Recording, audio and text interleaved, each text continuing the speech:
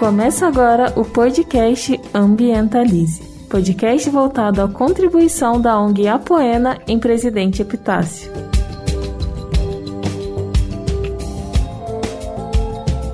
Olá, começa agora a edição do segundo episódio do Ambientalize. Eu me chamo Giovana Dias e estarei hoje com o João Paulo Ercolino para um bate-papo rico em informação, com convidados especiais para falar sobre extinção e preservação.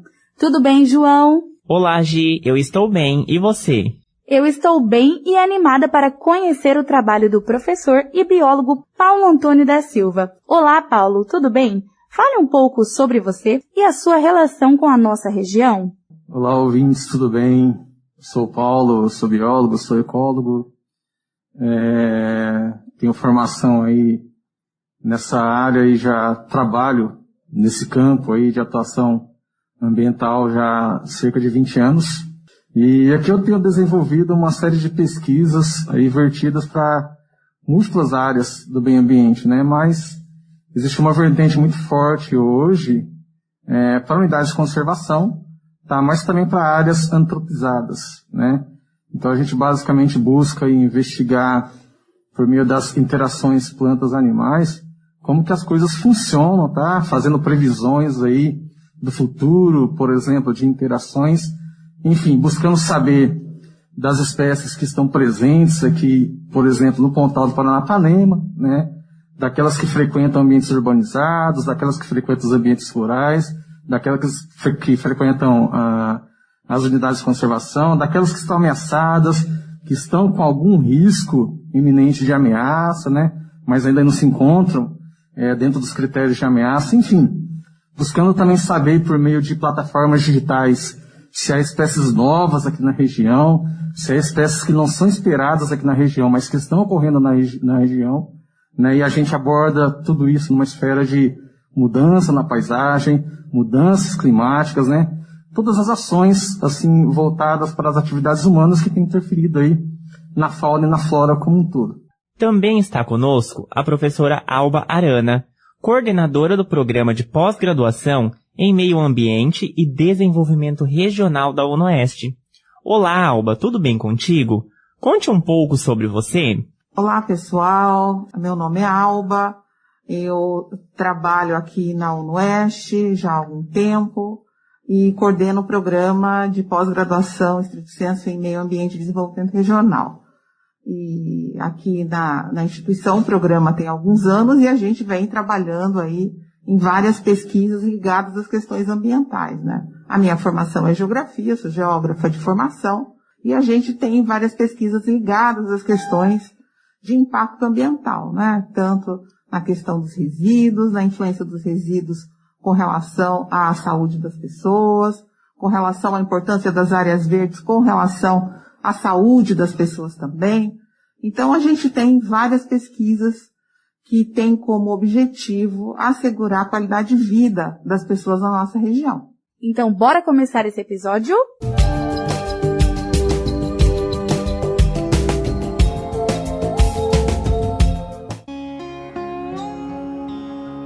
Hoje vamos abordar o tema extinção. Vamos falar sobre a preservação das espécies, da fauna e da flora, as que foram e estão sendo salvas, além do corredor da biodiversidade. Para iniciar nossa conversa, eu gostaria de perguntar para o professor Paulo que tipos de ações são feitas para salvar os animais que estão em extinção. Como eles entram nessa lista? Tem alguns critérios que estão bem estabelecidos, mas esses critérios eles são utilizados no âmbito mundial, de uma maneira mais ampla. Quero dizer que isso se torna mais significante quando uma espécie ela se encontra em algum critério de ameaça no âmbito global. Mas também há frentes de ações que buscam aí, através dos mesmos critérios, classificar as espécies ameaçadas de extinção ao nível nacional. E o Estado de São Paulo é um dos poucos que tem um decreto, tá, que já vem sendo revisado desde 2009, que trata aí que são tratativas de espécies ameaçadas de extinção no âmbito do Estado. Então, de qualquer forma, são instrumentos importantes aí para você ter algumas ações voltadas à preservação dessas espécies. De modo geral, a principal forma que a gente tem de operar nesse sentido de preservar uma espécie, isso é uma medida que é adotada em escala global, são as unidades de conservação. Tá? E nesse sentido, o Pontal do Paranapanema está bem suprido por essas unidades de conservação. Então a gente tem unidades de conservação aqui que opera numa esfera estadual e também tem unidades de conservação que são de cunho privado, tá? Que são as reservas particulares de patrimônio natural. Então todas elas visam preservar aí áreas contíguas de vegetação florestal, tá? Quero abrir um parênteses aqui.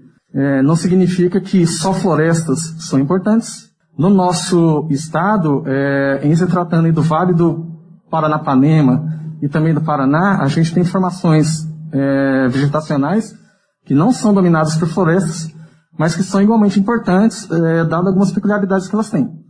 Tá? Então, são estratos graminoides que sofrem enchentes provenientes do rio Paraná e tanto do rio Paranapanema, que formam um sistema alagado que ele é único no nosso país. Parecidíssimo com o Pantanal. Tá? Então, com relação aos critérios, tá, eles são baseados, sobretudo, em número de indivíduos. Então, por exemplo, se a gente encontra uma determinada espécie cuja população é pequena, isso já é um critério para se estimar, por exemplo, numa perspectiva futura, tá, que tamanho seria adequado para ter uma expectativa de entrada de novos indivíduos nessa população. Então, imagine só, se a gente tivesse só um casal de onça-pintada, né, inerentemente já é um problema, tá? Genético, por exemplo, pode ter algum problema nesse sentido, né, com população pequena, tá? A velhice pode chegar, elas podem deixar de reproduzir, então, enfim, você não consegue ter taxas de recrutamento significativas a partir de um único casal, né, conseguir aí fazer com que algumas populações persistissem, tá? Mas o número de indivíduos é fundamental nesse sentido. Se o número é reduzido, ela é interpretada como criticamente ameaçada de extinção. Se é um número considerável, mas a espécie se encontra em algum nível de ameaça, vamos supor que seja uma espécie estritamente florestal, e o que a gente mais tem no planeta é perda de florestas, tá? Então essa espécie ela vai entrar no nível de ameaça. A reprodução é lenta, não tem taxa de entrada de indivíduos num tempo relativamente curto, tá? Mas a gente tem uma população de 100 indivíduos, tá? Ela já é pensado, tá, de uma maneira assim mais relaxada, talvez um critério de ameaça um pouquinho menos preocupante, tá? Não deixa de ser preocupante. E como a caça e o desmatamento influencia na perda e, em casos mais graves, na extinção das espécies? O desmatamento ele tem sido o carro-chefe, tá, na perda de espécies, né? Quando eu falo de desmatamento, entenda como perturbação dos ambientes como um todo, tá? Porque a gente está muito viciado em florestas, mas há campos, tá, que sofrem desmatamento, tá? Há áreas alagadas que sofrem desmatamento, e cada um tem as suas particularidades, tá? E tem o seu conjunto de espécies específico, né? Então tudo é ambiente, tá? A perturbação, a perda desses ambientes significa em perda de hábitat para o organismo. Então ele perde o seu potencial reprodutivo, pode ter uma redução populacional de tal nível que os parceiros sexuais não se formem, tá? Então a possibilidade de recrutamento ela cai substancialmente, tá? Pode ser que a gente tenha um número de indivíduos considerável, mas a qualidade do hábitat ela é reduzida por uma série de efeitos psicológicos que vêm atrelados ao desmatamento, por exemplo, tá? Como efeito de borda. Então isso muda as condições microclimáticas do ambiente e vai afetando, então na verdade a gente tem um efeito dominó, tá? Parece que a atividade de caça ela foi muito mais acentuada no passado do que é na atualidade, mas não. Ela continua com intensidades até maiores em algumas localidades. Isso anda meio que correlacionado, tá, com questões sociais, por exemplo, né? Sim. Então, na medida que a taxa de desemprego aumenta, tá, então se há uma depressão nos recursos que você pode levar para sua casa, recorre-se à fauna para poder garantir a subsistência, seja por meio de uma alimentação, tá, então come-se macaco, come-se onça, na África comeu-se muito leão no passado, né?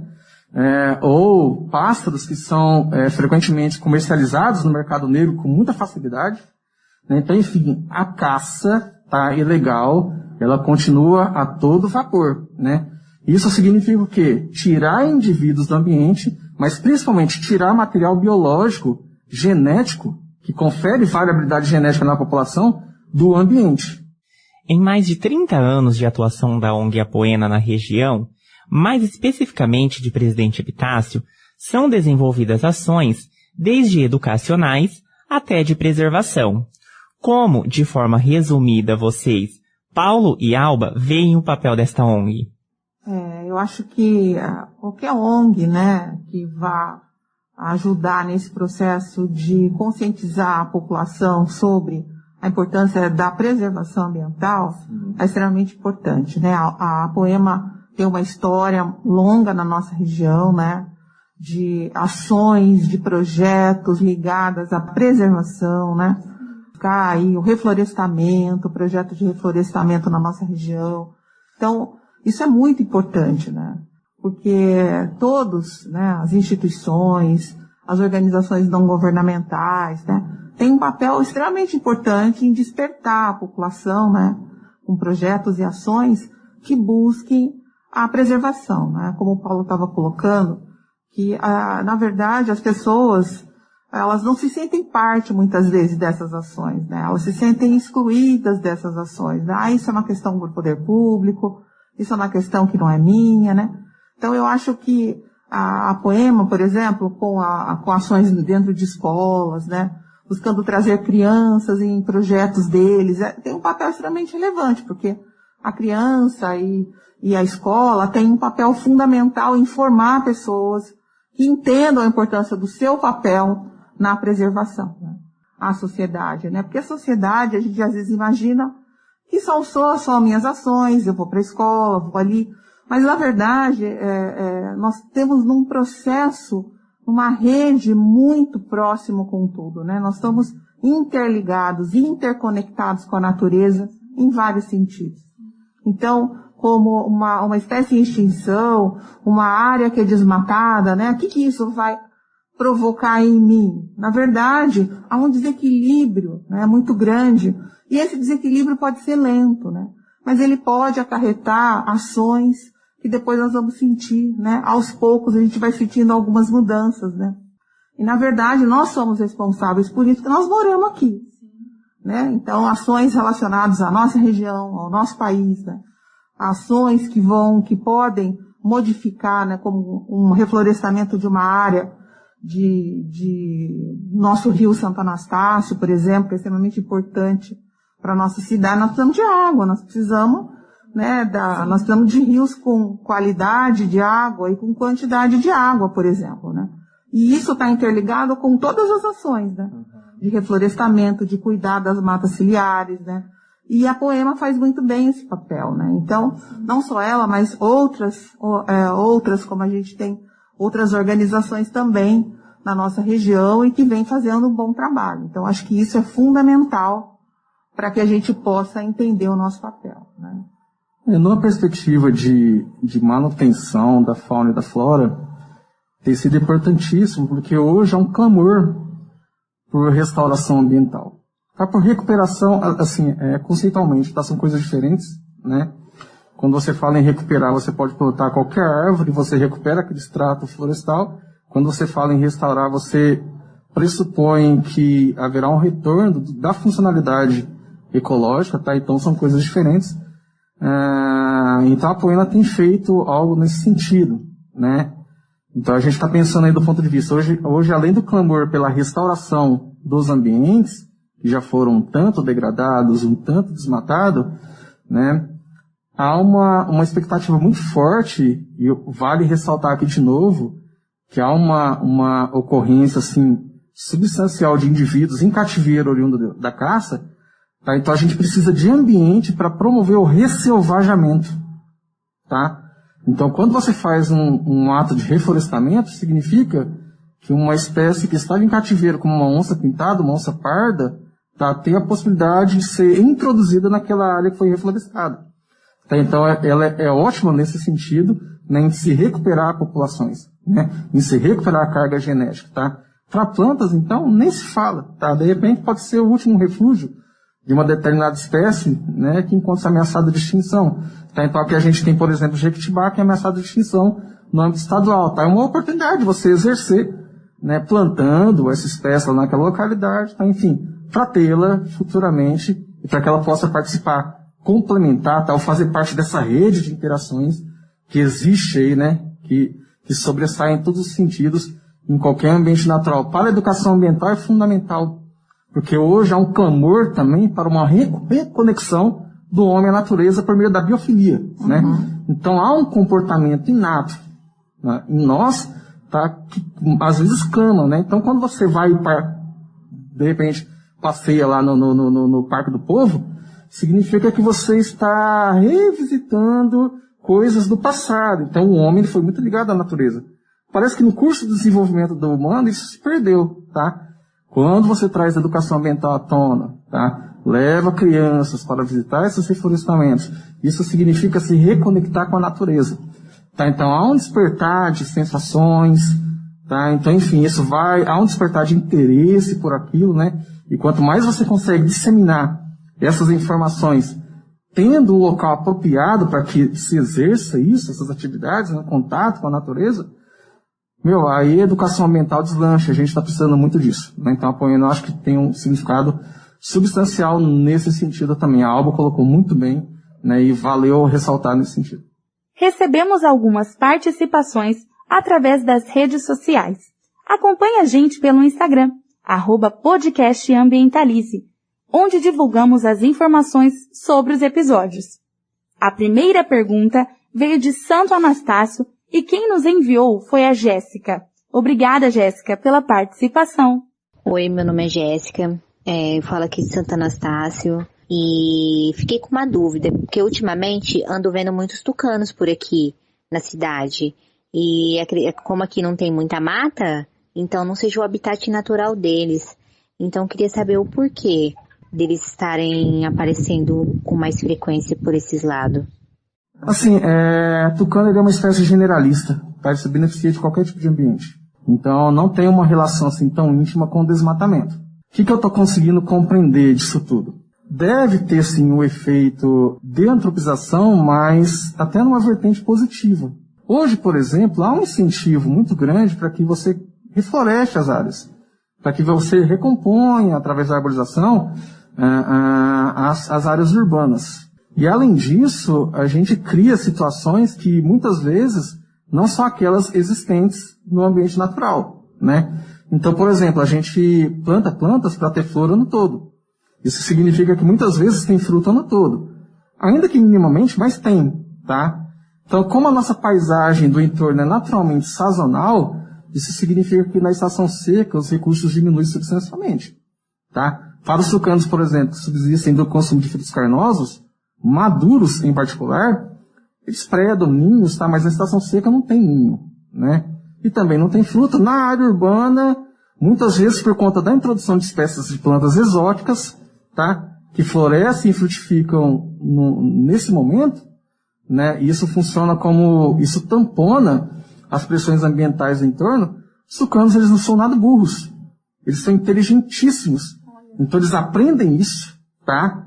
Eles divulgam essa informação se comunicando com os demais indivíduos, tá? E a gente vê muito mais claramente que, sobretudo nessa época seca, os bandos de alimentação, eles são muito mais coesos porque cada um está aproveitando do conhecimento que cada indivíduo adotou perambulando pelo ambiente, tá? Então eles sabem exatamente onde, em que determinado momento, tem determinado recurso, tá? Então eles se juntam, guiam uns aos outros, tá? E culmina aí perambular pela área urbana, tá?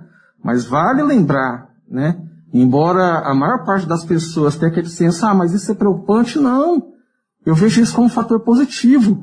Isso significa que aquilo que estamos fazendo no âmbito urbano, em prol da fauna e da flora, em prol da biodiversidade, ele tem funcionado, tá? Então é muito bom. Além disso, é importantíssimo você observar o tucano, porque ela é uma espécie emblemática, tá? Quem não gosta daquele bicão alaranjado, daquela árvore grandiosa, linda, maravilhosa, é aí que está o despertar da biofilia. Quando uma pessoa vê e observa aquilo, tem a oportunidade de fotografar aquilo, tem a oportunidade de ter um contato visual com aquilo, tá? Isso desperta essa ligação que a gente precisa ter, né, do homem com o ambiente. A próxima pergunta veio de São José dos Campos. Olha que legal! Temos pessoas de outra região interagindo conosco.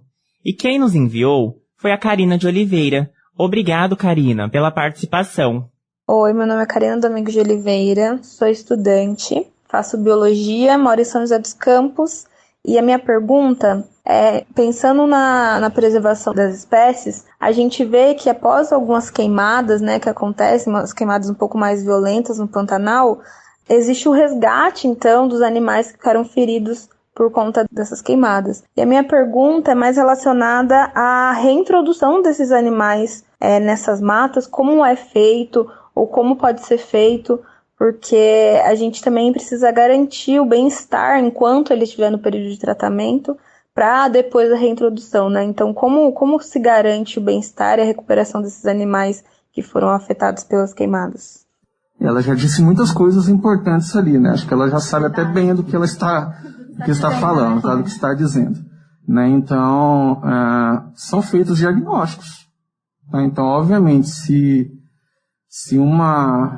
vamos pensar lá no mamífero, tá? No tamanduá, que eles são muito acometidos pelo incêndio, porque eles são meio lentos.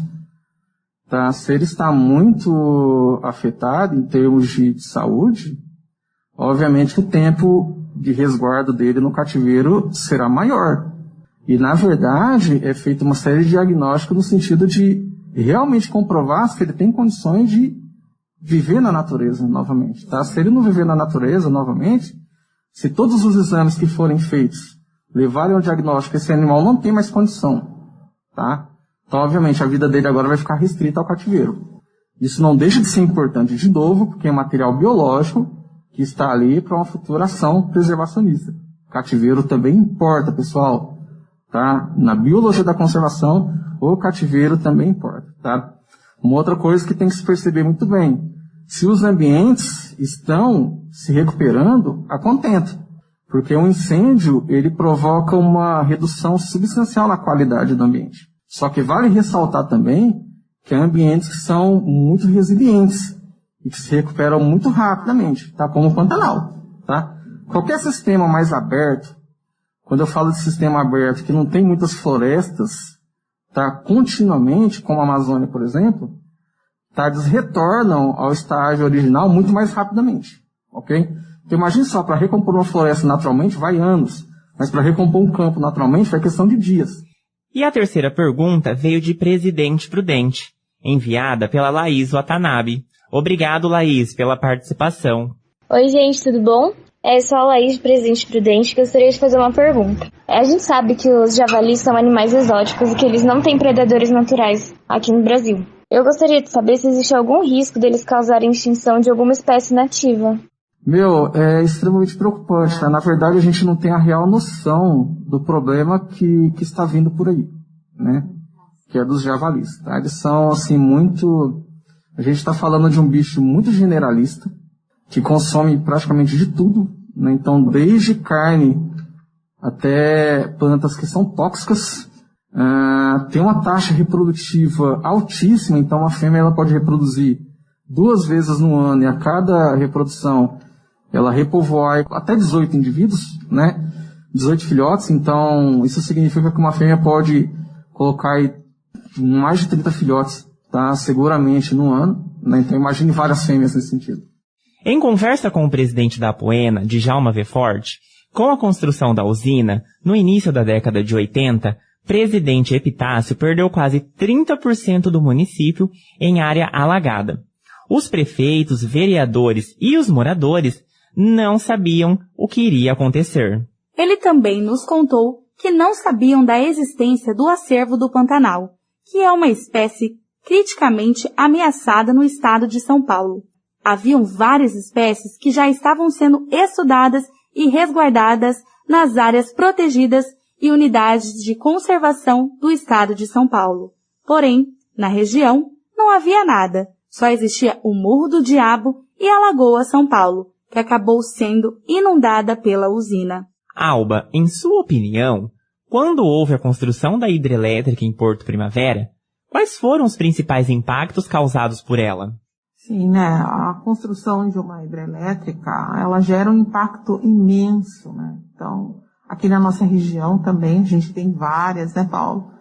E é claro que isso trouxe várias consequências, não só com relação à questão da biota, não só a questão, mas a população ribeirinha que necessitava dessas áreas para sua sobrevivência, né?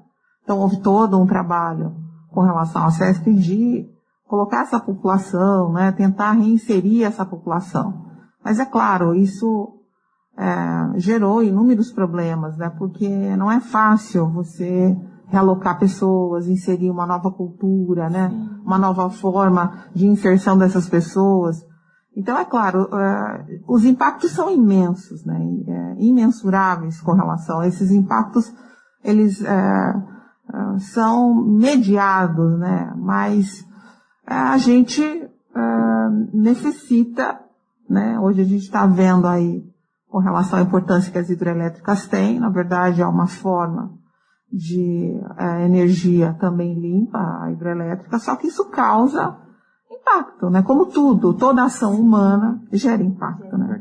A questão é mediar um pouco esses impactos e tentar, com relação à questão, com relação aos animais marinhos ou com relação à questão da biota, isso gera, o Paulo pode falar melhor que eu, mas é claro que isso gerou inúmeros problemas com relação à alocação de animais, a captura desses animais, muitos morreram nessa captura e tentar readequá-los em outro local, né? A questão do território, muitos perderam o seu território, então, inúmeros problemas, né? Mas o homem necessita de energia, né? E alguma coisa a gente vai ter que ir adequando, né? Então, é claro, os problemas são inúmeros, muitos irremediáveis, muitos, alguns sem negociação, mas há que se negociar todas essas questões, né? E tentar minimizar, né? E que foi o que tem sido feito e até hoje, né? Uma ação como essa demora muitos anos, décadas, para que realmente seja alocado e repensado todos os impactos, né? É uma questão polêmica e interessante. Aqui na nossa região, que nós temos várias, né, hidrelétricas. Posso fazer uma ponderação? Porque, embora a pergunta não tenha sido direcionada para mim, eu acho que é muito importante a gente pensar nesse sentido, tá? Inicialmente, o impacto da barragem na biodiversidade, ele causa um efeito estendido de barragem. O que é esse efeito estendido de barragem? Ora, os ambientes, eles foram reduzidos, tá? Há um influxo de indivíduos de várias espécies para aqueles ambientes, então é estresse total, tá? Mas, enfim, tudo que tinha para se extinguir, provavelmente já foi extinto. E hoje a gente tem alguns elementos que estão presentes aí nesses ambientes, né? Então, embora a gente tenha essa necessidade humana, isso tenha sido impactante, aquilo que se perdeu. Então a gente tem que olhar para aquilo que existe hoje, tá? Então, tem que haver um cuidado contínuo, né? Mesmo se tratando de algo, de um empreendimento que foi muito mais impactante no passado, que hoje tem um impacto um pouquinho minimizado, né? Ele requer ainda preocupações com aquilo que restou, tá? Muita coisa se perdeu, mas tem muita coisa ali ainda, né? E bastante interessante. Paulo, como membro do grupo de pesquisa sobre populações de aves frugívoras, conta para a gente quais são as espécies de aves existentes em nossa região. Então, frugívoras que são importantes, que são emblemáticas, tá? O tucano é um... Tem mais duas espécies de tucanos que existem aqui que são um pouquinho mais exigentes, né? Tucanos menores, que na verdade são araçaris, o tucano do bico verde, se não me engano, tá? Que são espécies que fazem parte da megafauna, tá? Megafauna dispersora de semente. Isso é importantíssimo para a manutenção da integridade dos ecossistemas, tá? Porque normalmente aquelas espécies de grande tamanho, que são dos estágios finais de uma floresta, e que são mais exigentes, só tem nesses animais a garantia de propagação das suas proles, que são as sementes. A semente é o bebê de uma planta, tá? Os tucanos fazem o serviço de dispersão, né? Temos a arara vermelha, que é muito comum ali em Teodoro Sampaio, Rosana, tá? É muito bacana você observar esse bicho, né? E ter um contato com ele, porque é muito bonito, tá? A arara canindé, a mesma coisa, né? Então, na verdade, há uma variedade enorme, assim, desses animais, né? Que são fundamentais para que Assim, talvez o maior impacto que a gente pode pensar nesse sentido, imagine só um mundo sem dispersores de sementes. Tá? Como que isso não seria impactante, né, para as taxas de renovação dos ambientes, florestados ou não florestados, tá? Que vê aí nesses organismos, talvez, muitas vezes, a única possibilidade de propagar as suas proles, né? Então, tem aí o seu valor substancial, né? E aqui a gente tem alguns representantes significativos nesse sentido. Alba, qual a importância de se ter estudos acadêmicos em prol da preservação ambiental e como pesquisas nessa área agregam a manutenção da fauna e flora? Pergunta dá uma tese, né, Paulo? Isso daí é um bom assunto para uma tese, isso daí, viu? Essa pergunta capciosa. Essa daí foi. Porque, na verdade, assim, do ponto de vista da universidade, por exemplo, o Paulo estava falando de aves. A gente tem aqui no bloco B3 um projeto que a gente fez na biologia, que é um quadro das aves, só das aves, vocês já viram? As aves que a gente tem aqui no Campus 2. Bem gigante, assim. Isso é para despertar o nosso aluno que está aqui no campus e que muitas vezes não tem noção, né? Nossa, aqui tem aves, né? Então a gente queria realmente impactar o aluno que chega aqui no bloco B3 e ver aquele quadro gigante com as aves que tem no campus 2. Né? Então isso é um exemplo, assim, desse despertar, né? Eu acho que muitas vezes o aluno que estuda aqui não tem nem noção, né? Das espécies que tem aqui dentro, as espécies de animais, as espécies de aves, né? Então isso é muito legal, né? O aluno que faz engenharia, o aluno que faz... Gente, nós estamos num local extremamente, é uma área de preservação aqui dentro. Sim. Né? Então esse é um ponto importante, né? Então, assim, do ponto de vista de pesquisa, o nosso programa tem várias pesquisas que têm essa busca de diagnosticar, como o Paulo falou, de trazer à tona, né? O que está acontecendo, né? Buscar relações, né? Trazer informações importantes para a nossa região, né? O foco é buscar um pouco pesquisas que tragam pontos importantes para serem discutidos, informações importantes para gestores, né? Para o poder público, para instituições, né? É para ter uma arma na mão para falar isso está acontecendo na nossa região, é isso que nós precisamos fazer. E a gente tem parcerias também com várias outras instituições nacionais e internacionais que também têm essa busca de tentar entender, né, de tentar trazer ações um pouco maiores, né, porque o que acontece aqui acontece em outros países subdesenvolvidos como o nosso, em outras regiões também, né. Então é legal a gente poder ajudar e colocar informações importantes para serem levadas a pessoas que realmente vão fazer ações, né, que é o poder público, que são as instituições, e vão ter ações de mudança realmente, de investimento, porque precisa de investimento, né? E o papel da universidade é fazer diagnóstico, é mostrar o que está acontecendo, é mostrar coisas que estão mudando, né? Então, eu acho que o nosso programa tem um papel fundamental, né? De trazer questões importantes, né, como essa. Até não muito ligada a isso, mas essa semana eu estava lendo um artigo, até a Renata, que é do nosso programa, que trabalha com saúde e a questão respiratória, de nanopartículas de plástico no pulmão de pessoas. Né? Quer dizer, a questão dos resíduos, a questão ambiental, ela está relacionada à nossa vida. A gente aqui não vê, né?